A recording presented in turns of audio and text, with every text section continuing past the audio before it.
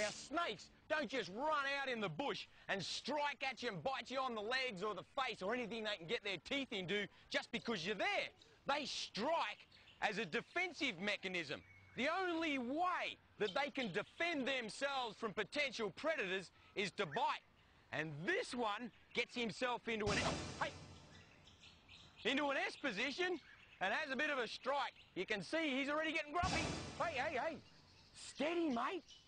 And he's only defending himself. He thinks that I want to eat him. And I've got to deal with some of the wildest snakes in the world. Worse than this one, some of them. If I said I'm number one, bitch, I lied. If I said I'm number one, bitch, I lied. If I said I'm number one, bitch, I lied.